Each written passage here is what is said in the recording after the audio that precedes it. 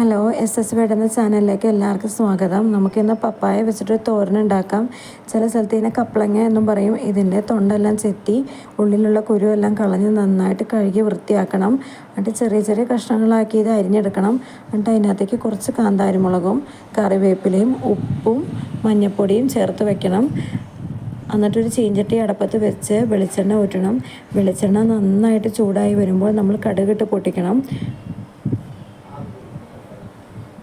കടുക് നന്നായിട്ട് പൊട്ടി വന്നതിന് ശേഷം നമ്മൾ അരിഞ്ഞ് വെച്ചിരിക്കുന്ന കപ്പളങ്ങ ആഡ് ചെയ്ത് കൊടുക്കണം. എന്നിട്ട് നന്നായിട്ടൊന്ന് മിക്സ് ചെയ്ത് ഒരു 5-10 മിനിറ്റ് ഒന്ന് മൂടി വെക്കണം.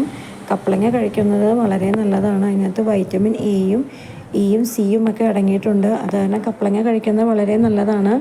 ഒന്ന് മൂടി വെച്ച് നന്നായിട്ടൊന്ന് ഇളക്കി നന്നായിട്ട് 2-3 പ്രാവശ്യം ഇളക്കി പൊത്തണം. എങ്കിലാണ് കപ്പളങ്ങ വേവുള്ളൂ. ഇതിനകത്ത് വെള്ളമൊന്നും ചേർത്ത് കൊടുക്കണ്ട, അല്ലാണ്ട് തന്നെ വെന്തോളും. ഒന്ന് 1/4 വേവാകുമ്പോഴാണ് നമ്മൾ കുറച്ച് തേങ്ങ ചിരകിയത് ചേർത്ത് കൊടുക്കേണ്ടത്. തേങ്ങ ചിരകിയത് ചേർത്ത് ഒരു 10 മിനിറ്റും കൂടെ അടച്ച് വെച്ച് വേവിക്കണം. നമ്മൾ ഇടയ്ക്കിടയ്ക്ക് ഒന്ന് ഇളക്കി നോക്കണം, അല്ലെങ്കിൽ ചിലപ്പോൾ ഇത് അടി പിടിക്കാൻ ചാൻസ് ഉണ്ട്. ഞാനൊന്ന് മൂടി വെച്ചിട്ട് പോയതാണ്, പക്ഷേ ഒരു 5 മിനിറ്റ് കഴിഞ്ഞിട്ടാണ് വന്നത്. അപ്പോൾ അതൊന്ന് അടി ചെറുതായിട്ട് പിടിച്ചിട്ടുണ്ട്. കുഴപ്പമൊന്നുമില്ല. ജസ്റ്റ് മുകളിൽ നിന്ന് ഇളക്കി ഞാൻ സാധനം എടുത്തു. വേറെ കുഴപ്പമൊന്നും ഉണ്ടായില്ല.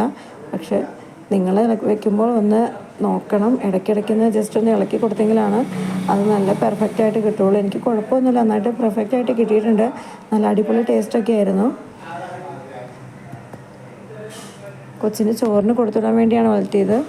അപ്പോൾ നല്ല അടിപൊളിയായിട്ട് കിട്ടിയിട്ടുണ്ട്. വേറെ കുഴപ്പമൊന്നുമില്ല. അപ്പോൾ ഇടയ്ക്കൊന്ന് ഇളക്കി കൊടുത്താൽ മതി. Thank you for watching video.